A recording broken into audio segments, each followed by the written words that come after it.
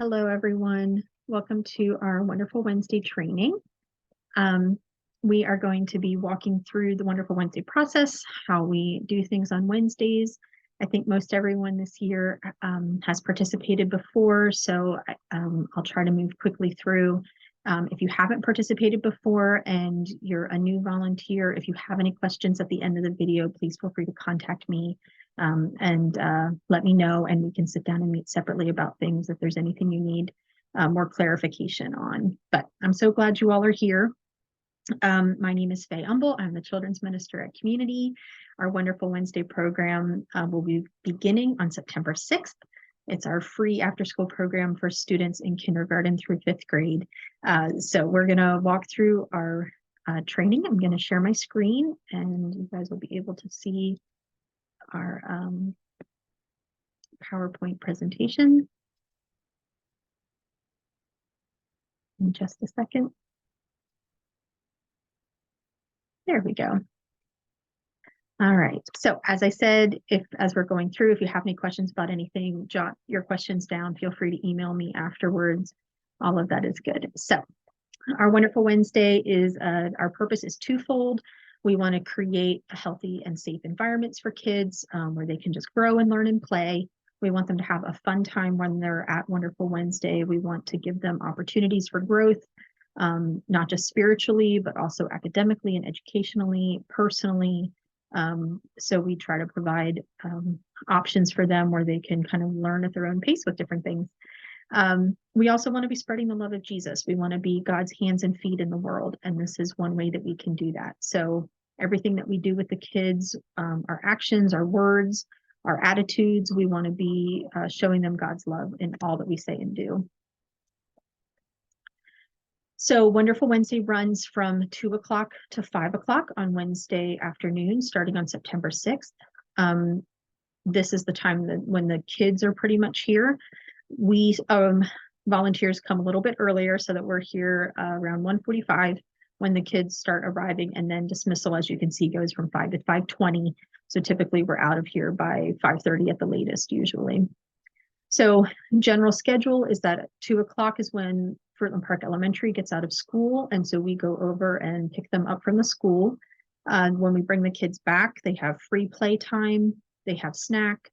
It's just kind of our hangout time. Then we head inside to the sanctuary where they have their bathroom break and water break. From about 2:55 or 3 o'clock to 3:30 is our large group time in the sanctuary. Then from 3:30 to 5, the kids move to their different classes. And then at 5 o'clock, we're back in the sanctuary for dismissal. And then usually around 5:20, we're out of here. So I'm going to take each kind of schedule area one by one so that you all can see what we're doing in each time period. Move my up a little bit. There we go. All right. So we arrive as volunteers at 1:45 and meet up outside by the playground. During that kind of 10 minutes before we head over to the school is when we'll go over any changes, where we'll talk about any issues that have come up or anything that we need to address. So it's kind of our staff meeting time where we just talk about what's going on, and then pray together before we head over to the school. So most of the volunteers will head over. We need 1 or 2 people to stay back at the playground to get any kids that are being dropped off directly to us, because some kids come in from other schools. And then usually the snack volunteers are also staying there. When we come back from the school, kids' backpacks go along the wall of the Family Life Center that has the cross and flame on it. We need to line the backpacks up pretty nicely along the wall so that they're not all crammed by the air conditioning units and become a tripping hazard. We want them to be kind of spread out nicely along the wall. We need people to be willing to go in and out of the bathroom. If we have enough volunteers, a volunteer can stay inside the whole time. But I think right now we're a little short-staffed. We're not short-staffed. We have enough people for the number of kids that we have, but it's not very many volunteers this year. And so we may not be able to have somebody stay in all the time. So the kids have to ask permission to go into the bathroom so that we can make sure a volunteer is in with them. And we just need to always make sure that somebody's heading into the Family Life Center inside with the kids over by the bathrooms. Right now, we have about almost 50 kids that are going to be coming. So I think we're still going to stick to our kindergarten through second allowed on the playground. And then third through fifth need to play over in the parking lot area with the large group games. We always have balls, footballs, kickballs, frisbees, stuff like that, sidewalk chalk, that kind of stuff is out there for the kids to play with freely. We also have a 4-square court out on the parking lot that they can play 4-square. At 2:45, I'll blow the whistle, and then we're going to start transitioning to the sanctuary. So children need to line up on that sidewalk with where the cross and flame is with their backpacks in a single file line. Volunteers, I just need you to spread yourselves out along that line. We tend to want to gather and chit chat with each other, and now is not the time for that. Our time at Wonderful Wednesday needs to be focused on the kids. So we need to go ahead and get in line with them. Every couple of kids, just make sure that there's a volunteer along the way. That way, as you come up the sidewalk, we've got somebody keeping an eye, and we need a couple more people kind of towards the front because we have to have bathroom monitors. We need people at the front of the line to dismiss the kids and that kind of stuff. So just make sure you're not all hanging out at the back. Rather than hanging out at the back, I need more people towards the front. So because we need the majority of volunteers to be up already in place as the kids come into the sanctuary. So we stop the line at the end of the education building. So right before we come around that corner to go in kind of to where the office is or where the Love Garden is, that's where we stop. And then we pick 3 different children usually to be backpack helpers, and they help kind of line up the backpacks in nice, neat rows there under the overhang. And then children can head into the sanctuary, and they get dismissed in smaller groups. So it's not just a whole huge number of kids going in, about, 4 to 5 kids at a time, so that the backpack helpers can grab their backpacks well and put them in line, and then the kids can head inside nicely. So once they're inside the narthex, they can find their name tags on the back pew that's right there along the wall. The name tags are listed alphabetically by last name. So they're a lot of times, especially the younger kids, will be looking for their first name, but it's by last name. So I want to make sure that a volunteer is over helping them, especially for the first few weeks as they're learning where to find their name tags. Then they can head in and get a drink and go to the bathroom. Kids are allowed to bring water bottles. So if they need to refill their water bottle, that's a great time to fill it up right there at the water fountain.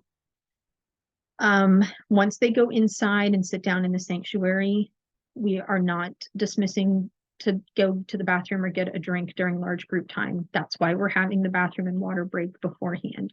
So make sure you're reminding them the first several weeks, did you go to the bathroom? Did you get your water? You are not going to be allowed to go get, a water during sanctuary time. You're not going to be allowed to go to the bathroom during sanctuary time. So feel free to remind them of these things, because they will do it and they will try. And if I see you escorting a child out of the room during sanctuary time, I will ask you, what are you doing? If you say I'm taking them to the bathroom, I will say, no, you're not.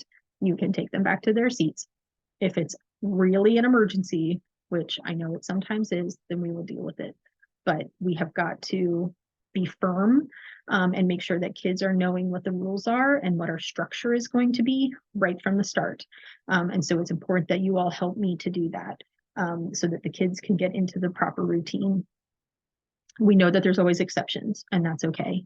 Sometimes things happen, especially with our little ones. Our kindergartners and first graders are still learning. And so it can take a little bit longer with them, but our older kids should know and be able to be doing things properly. Okay, so when kids come in and sit down, they are seated in groups on their name tag. When they pick up their name tag, it'll have their first and last name on there. It will have their group number. So that's the pew that they're going to sit in. It'll be either group 1 all the way through probably group 8. Maybe we'll see how many kids we end up with total, 8 to 10 groups we'll have. And then, so they need to go and sit in their proper group and in their assigned seats. And then you all just need to make sure that you're spread out throughout the space. So during praise and worship or our large group time, we sing a song, we learn our Bible lesson. You all need to be sitting amongst the kids. We want to look for areas that maybe doesn't have a volunteer near and go ahead and sit in that area. We want to be proactive and not reactive. So sometimes takes a couple of weeks for us to know which kids need some extra love. And then we can make sure that we're putting ourselves in the areas where the kids need the most help. It's not that they have to be sitting perfectly still. It's, 30 minutes is a while for them to be, in the space, but they do need to be paying attention and they do need to not be a distraction to other kids. So we'll see. It takes a little bit sometimes to learn which kids need a little bit of extra attention and love, but we'll figure that out as we go along. At about 2:25, we try to get the kids dismissed before, sorry, not 2:25, 3:25. We try to get them dismissed before 3:30. So a few minutes before, I'll start wrapping up the lesson and we'll go into dismissal because it takes us a few minutes to get dismissal done. We'll dismiss from the sanctuary and you will walk your kids to the classroom where they're going to be. Classes are 30 minutes long, so they're on the half hour, so 3:30 to 4, 4 to 4:30, and then 4:30 to 5. We will give you a signal when it's time to switch class, which is usually a whistle. So you'll hear the whistle blow, and then you'll know it's time to move on to the next class. Please don't let your children go until you hear the whistle, just to avoid confusion. Please do not shut your door unless it's something that we've discussed beforehand. There shouldn't be any reasons why that's happening, and we want to make sure that everybody's absolutely on the up and up. We should be able to walk past your classroom and be able to see in and see what's going on. So no closing your door. But with that, then we also have to be respectful of other classes around us, keep our noise levels down so that we're not being disruptive. I don't think that'll be much of an issue this year, and it hasn't been hardly ever, but just so that we're being respectful of other people. There are 5 weeks of classes, and then the 6th week will be our family show, and then the 7th week will be camp day, which we'll talk about in just a second. So once the kids get to your class, the first thing you'll need to do is take attendance. It's up to you if you want them to stand in the hallway and kind of make a line, and then you can check them in as they come in, or they can come into your classroom, and then once they're all seated, you can check them off that way. Whatever you prefer as a teacher and assistant, and whatever works best for you. Just make sure that you're communicating that clearly to the kids, exactly what you want them to do, especially those first few weeks, very important, that you're setting your structure, your limits, your boundaries, all of that stuff needs to be set very firmly the first several weeks so that the kids understand these are my boundaries and this is my limits, and this is what the structure and routine needs to be. It will help make things much easier for you as we move forward. So you'll take attendance. If a kid shows up in your class that isn't on your attendance sheet, and it's something that I haven't discussed with you, then you're going to want to check in with me or Kaylee and see what's going on there, because it might be a mistake that I've made. Maybe I've typed the name tag wrong and the kid is supposed to be in a different class, or maybe it was a last minute addition. We want to make sure that the kids are getting to the right spaces. So always just double check on that before you go ahead and add them to your list, because sometimes it's a mistake and sometimes it's not. We've had a limit of 10 children in a class, pushing it up to 11 or 12 last year here and there, and we're going to have to do the same again this year. You will probably have 12 in every class at the minimum, and then we'll see how much we have to push. Right now, we only have 4 classes. We have arts and crafts.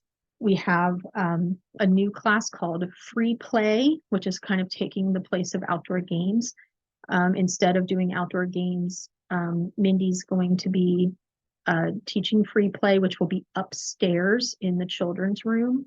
There's a 4-square court up there, and there is board games and other free play items.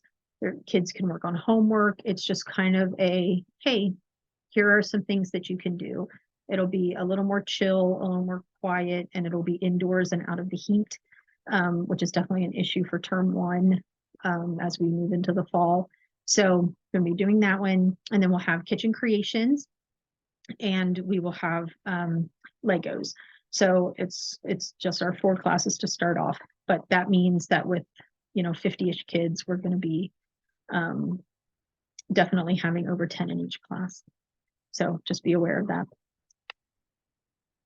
Okay, when it's time for dismissal, if the parents come early, sorry, let's do early dismissal first. If the parents come early to pick up their children, we have our early checkout area is right outside my office in the hallway where we usually have our hall monitor station. That's the early checkout. So if anybody comes in to pick up their kid early, you can direct them towards that area. They need to sign out first, and then we will go get their child. When it's time for actual dismissal at 5 o'clock, the whistle will blow, and you need to take your kids back to the sanctuary. We prefer that you walk your kids all the way back down the hall and back through kind of the back of the sanctuary.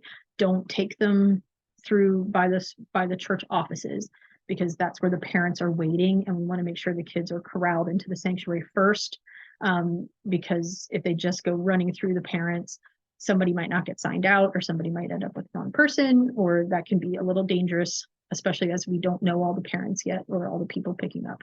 So make sure you take them back around the back hall by the choir room and come in kind of the back of the sanctuary there to come back inside.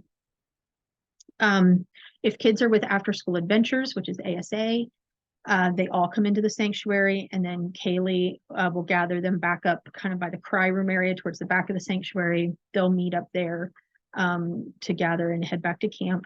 And then most things can be left in space. I don't think that we have any issues with any of that, but if you have questions about where you can store things or how to hold on to stuff, just let me know and we'll talk about it. And then, as always, we have dinner available at 5 o'clock in the Family Life Center. The first 2 Wednesdays are just going to be desserts, but after that, they'll be starting full meals. So if you're interested in hanging around for dinner before Grow Nights start, you're welcome to do that. Okay, on the 6th week, we do our family show. So that Wednesday begins like normal. We're outside, we're doing all of our stuff, and then we'll come inside a little later and kind of do a preview of everything we're going to talk about with the parents to give the kids a chance to kind of go over everything. And then we kind of have time for large group games and different things that are going on. If we have any performance classes, which we really don't have this time, they'll kind of show off. Otherwise, we'll set up, Legos will be out in the narthex for everybody to be able to see this stuff. Depending on what cooking class does, they might have a recipe book or something like that they want to give out. Arts and crafts projects will be available for everybody to see. So we'll do all of that stuff out in the narthex. And then guardians need to sign out as they come in for the show, and that way children will be able to sit with their families during the show. And we'll talk more about that as we get closer to the family show. Excuse me while I take a drink. Okay, on the 7th week, we'll take the kids out to camp for camp day. You're still expected to attend and show up to those things. And we'll let you know ahead of time what we're planning on doing. Usually we're out at the rec hall and the kids have free play time. So they have Gaga and the rec hall stuff that they can do. We have a hay ride and different things like that. So it's a lot of fun for the kids, gives them a chance to just unwind and have fun outside. And then we will bring them back to the church by 5 o'clock for a pickup. And again, we'll talk more about camp day as we get a little closer. Here's all the dates for terms 1 and 2. This fall, it's really just Thanksgiving week, November 22nd, that we don't have Wonderful Wednesday. And then, of course, after, over Christmas, the 20th and the 27th, we're off. We come back in January on the 17th. So we're still off those first 2 Wednesdays, and then we're back on the 17th. Spring break is March 13th, so we won't have anything that week. And then our last day is always end of April, which is April 24th this year. Okay, so setting up your classroom, if there's stuff that you need or you need to spend money, you need to be reimbursed, please have those conversations with me ahead of time about what's going on, and how you can pay for things or get things for your classroom. And then the first month or so of Wonderful Wednesday, it's just us in the space, but tutoring will start in October. Once tutoring starts, then we're going to be overlapping our spaces a little bit. Tutoring ends at 3:15 and Wonderful Wednesday classes start at 3:30. So it only gives us a 15-minute window for one program to move out of the way and then for the next program to come in. So just be mindful of that, teachers, as you're setting up your space, that the classrooms that you're using are also used for tutoring, and that we need to be respectful of that too. So if you have any issues or questions about that, just let me know. Okay, so discipline can be an issue. We have, kids that are in all stages of development, and that means that sometimes they don't make very good choices. So the first thing, we never want to just immediately, unless it's something very serious, we usually don't put them in a timeout right away. We might try to redirect the behavior. We might try to give them something else to do.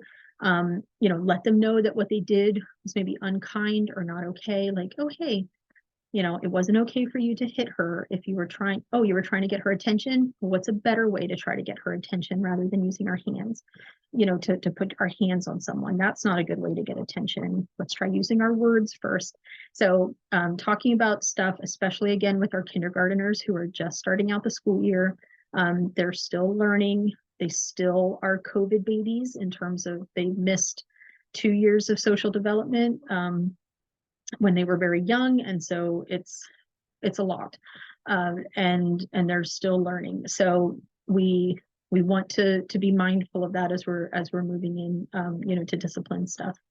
But so first have a talk, use redirection. Then if you do feel like it deserves a timeout, that's fine. You can make that choice, especially if it's something where somebody got hurt, or it was something more serious. Definitely a timeout is appropriate. If it goes beyond that and you feel like Kaylee, who's heading up After School Adventures right now, you can let her know, you can let me know, and we can have a talk and a discussion about what happened. They can come sit at timeout at the hall monitor station if they need to leave the space. Any of that's okay. If it's something then that requires a call to a parent, Kaylee or I will handle that, and we'll figure out where it needs to go from there. Then if it's inclement weather, really, if it's a hurricane, usually everything will have been figured out ahead of time. We always try to let you know if Wonderful Wednesday gets canceled due to hurricanes. But if it's a tornado, depending on the severity and of the situation, is it coming right now? Do we have time to get to safety? Kind of depends on where we're heading. If it's we need to get safe now, then the hallway, you guys know the duck and cover, the hallway basically outside the offices and down into the Wonderful Wednesday hall, anything that's kind of as away from windows and interior as possible, you kind of do the duck and cover. If we're able to get to the Family Life Center, which is built to hurricane safety standards, then that can be a good choice to get everybody into the same space, and get ready, for a possible tornado. But thankfully that doesn't happen very often, and we will figure that out as we go. But it depends on the situation.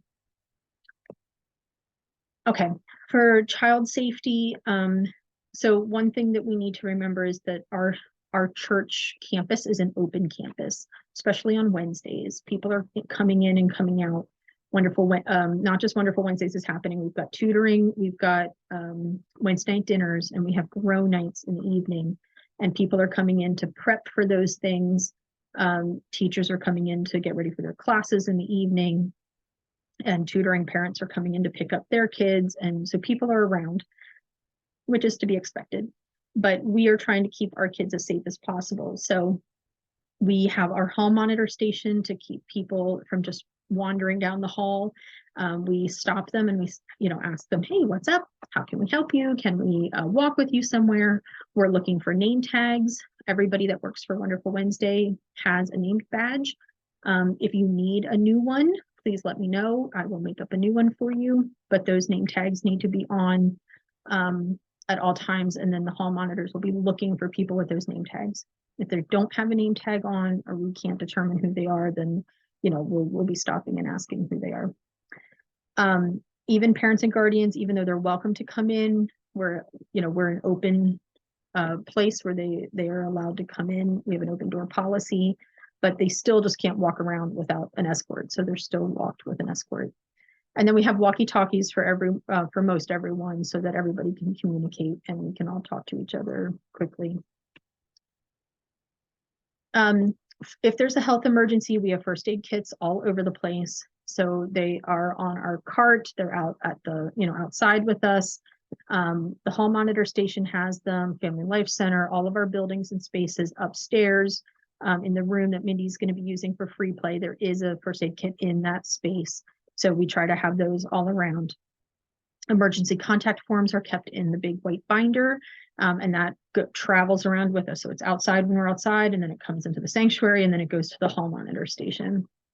If it's a serious injury, somebody's broken a bone, or it's something that's, a really bad scrape, or something that you just feel like you are not equipped to handle this, then, let Faye, me, Kaylee, Mindy, somebody that's had first aid training, let us know, and we will help you. If the fire alarm goes off, the first thing you need to do is grab that class list. So make sure that you've got it somewhere, and then get all of your kids with you. Make sure that nobody's in the bathroom, double check all that kind of thing, and then exit the building at the closest exit. And then we will head towards the parking lot. That's where we want to finally meet, is towards the parking lot. Even if it means you have to travel around the building, try to get to the parking lot at the end, so that we can see everybody. Just make sure you've got that attendance list and that all of your kids are with you before you go. Okay, so we're going to get into our child and youth protection policy. So in the email that I've sent to you with this video is a copy of the child and youth protection policy that you can follow along with. I'm just going to touch just the main things here. There's a lot more information in the booklet if you want to look at more things. I just realized I don't have my copy, so 1 second, please.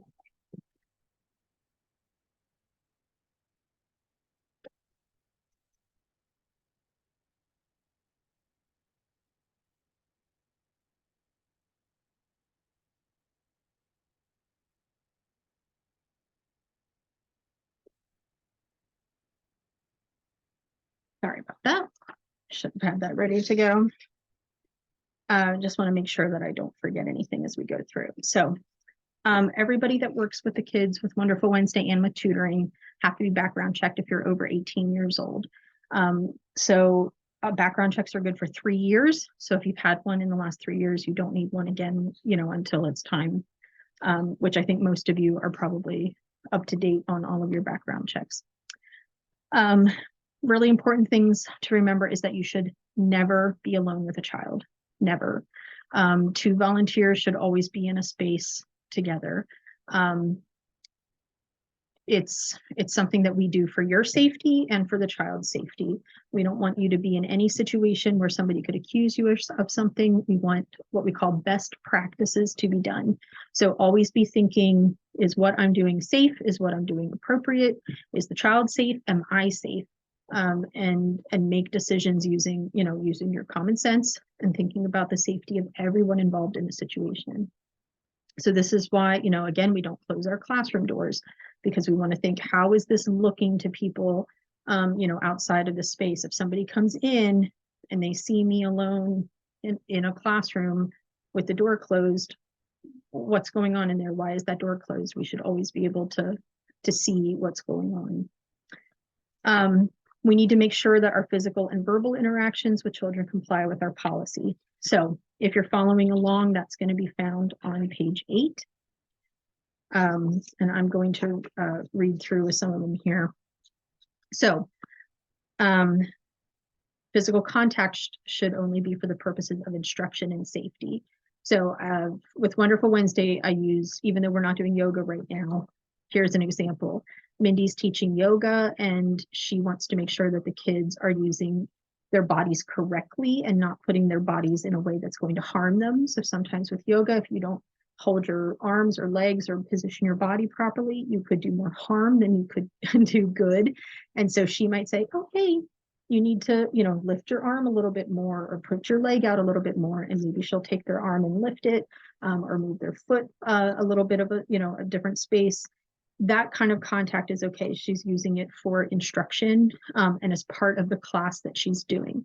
But we don't touch the kids in any place where we call like bathing suit areas. So anything that would be an inappropriate space, we don't want to be touching it.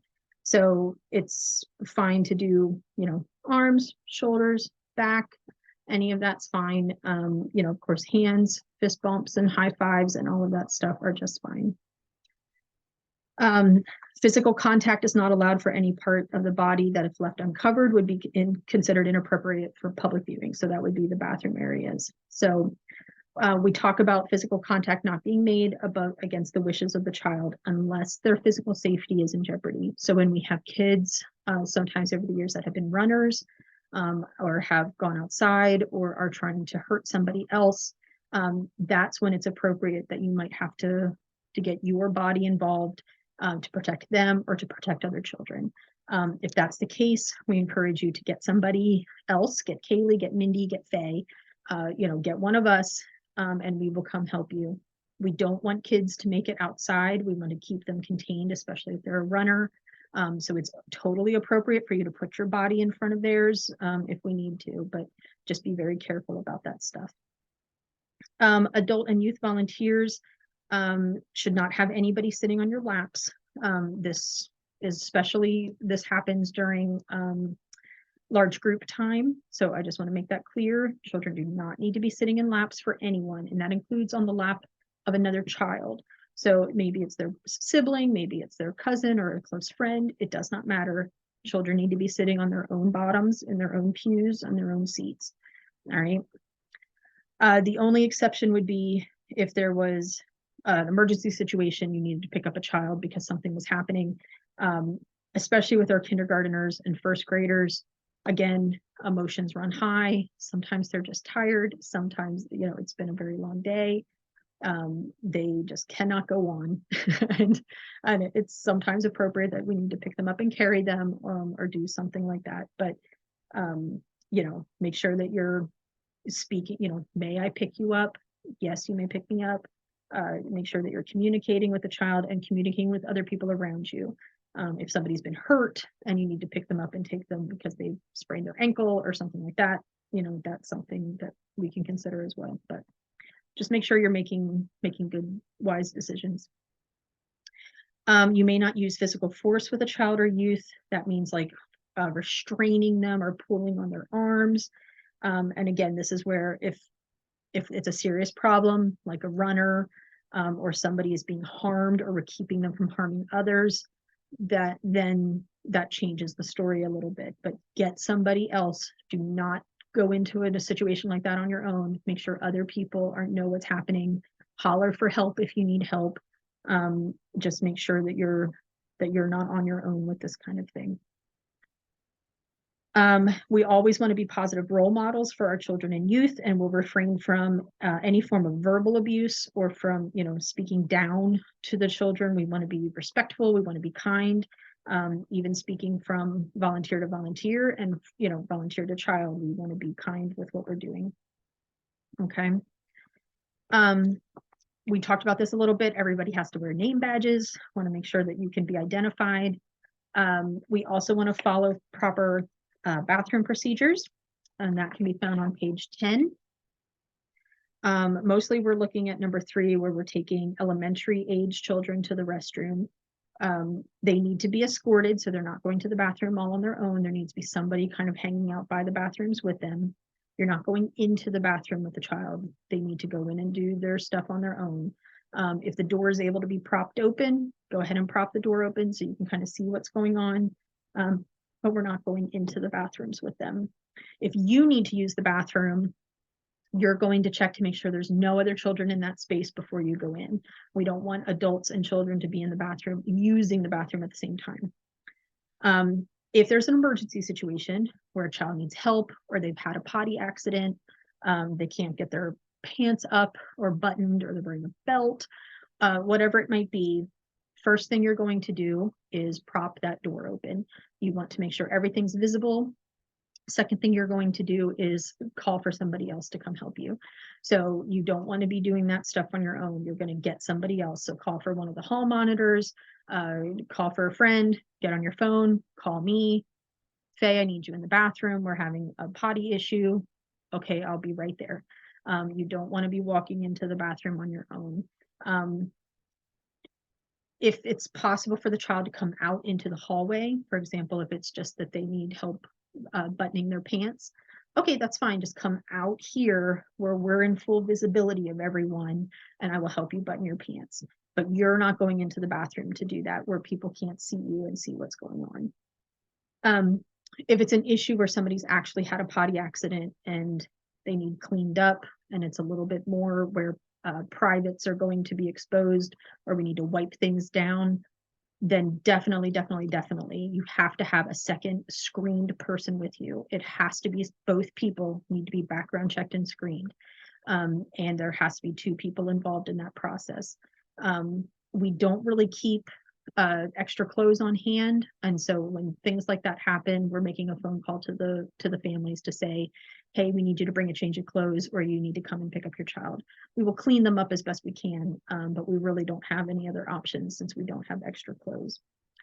If it's a situation where a child is still having pottying problems, then we'll talk to the families about having extra clothes in their backpack, so that we have something for them to change into. So if you have any questions about the bathroom policy, just, double check with me, make sure that you understand everything, but we just want to make sure that we're keeping ourselves safe and we're keeping the children safe. Okay, we have an open door policy, whereas guardians may visit and observe at any time. So they're allowed to come in and check out what you're doing or what you're teaching the children. We always do a sign out and sign out policy. So sign in and sign out policy. So children have to be checked in, and then they have to be signed out by authorized people. So as part of our paperwork for Wonderful Wednesday, we have something called the dismissal authorization form. Looks like this. And then at the bottom of that form is going to say, here's all the people who were allowed to pick up my child. And that's a paper that we look at so we can make sure that anybody that's coming in to pick up is somebody that is allowed to be picking up that child. All right, social media guidelines, very, very important, especially since we're taking pictures. So online safety can be found on pages 15 and 16. So anybody with a social media account, you are not allowed to post pictures of Wonderful Wednesday kids or any church program stuff that's going on your personal social media pages. That is only for the church to post to the church social media. When parents sign up, they also sign and fill out a photo release. Now, we typically don't have people who are not allowed to, but they are letting us know whether their child is allowed to be photographed and videoed. Some kids are not allowed to be, and you may not always know who that is. And so that's something where we're saying, if you're taking pictures of kids, you're taking those pictures for me, and then you're going to send those pictures to me so that I can use them to make the slideshow for the family show, or we can use them for the church social media stuff. But it's not for you to put out. It's not for you to be posting on your individual feeds, okay? Please make sure that you're being extra careful about that. We use an app called Photo Circle that I will send the link out to people so that if you're taking pictures, everybody can upload them to the Photo Circle, and then I'll have access to everybody's pictures for the slideshow that we do for the family show. So just make sure that you're complying with our social media stuff, okay? It also means that kids are not supposed to be using technology that is personal technology. So if you've got your phone on you, that's for you. That's for you for emergencies. That's for you for calling me, or doing stuff like that. Your phone is not for the kids. You shouldn't be using your phone to play games with them or doing stuff with them, unless that's something that we've discussed ahead of time. Sometimes kids might need some different stimulation depending on their needs, but it needs to be something that's approved by me, because your phone is your personal device and you have your own stuff on there and your own private things, and that's not for the kids to be messing with or looking at. Okay. Okay. So our abuse and neglect.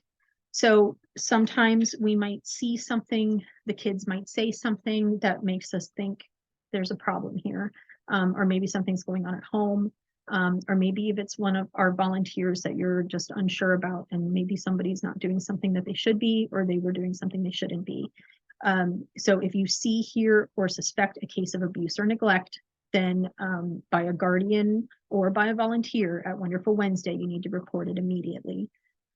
So when we do that, that stuff is found on page 16. We have a making a report of child abuse in here on page 16 and 17. It is something where I would like to know about it, but you do not have to tell me first. You can call the child abuse hotline number, which is 1-800-96-ABUSE. And you can report it to them first and then come and let me know, or you can report it to me and then we can call together. When reports are made, they should be made by the person who saw or heard or suspected. So if you're coming to me and saying, I saw something and I would like for you to report it, I will say, I cannot report it because I'm not the one who saw it. I will stand next to you and I will help you make that phone call, but the phone call needs to come from the person who saw or heard or witnessed the abuse. So make sure that you're reading through all of this. It's important for us to be keeping an eye on our kids, and letting people know that if there's an issue going on, we want to make sure that we're taking care of it. Just because you report something does not mean that somebody is for sure going to get in trouble. I know a lot of times that's why people don't want to say something. They don't want to hurt someone's feelings. They don't want to make an accusation that is untrue. But that's DCF's job. They will come in and they will talk to people and they will investigate and they will determine if there's something there or not. If there's not anything there, then we're okay. But if there is something there, then it's important that we have made that phone call and done our jobs. So we are mandated reporters. We need to say something if we see something. Okay.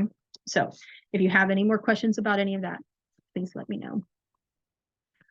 All right. Woo. I know that was a lot. You guys did awesome. I'm so proud of you all for hanging with me, even when we go through the tough stuff.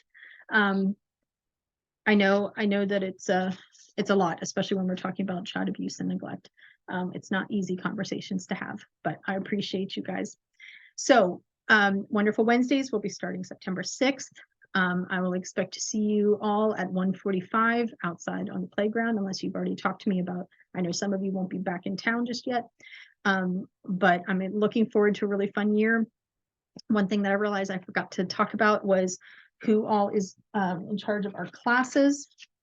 So just so everybody knows, so arts and crafts, Miss Kenna is going to be doing that one again. So Kenna Deffenbaugh is going to be leading arts and crafts, and Miss Marcy will be back with her again. Free play is going to be Miss Mindy, and then Bo and Hunter are going to be helping with that. That's going to be upstairs in room 202 and 204 in the children's room upstairs, which is right above arts and crafts and Legos, right in that space. Kitchen Creations is going to be led by Mr. Clayton and Miss Bree. They're going to do that one together. Really excited about that. And then Legos is going to be Miss Misty and Miss Carolyn. So, and then we'll have a couple floaters. Miss Annie's going to be our floater to start things off. And then Kaylee and I will be acting as hall monitors and floating around and making sure that everybody's okay. So if you have any questions, let me know. I'm looking forward to this year. Thank you guys so very much, and I will see you soon. Bye.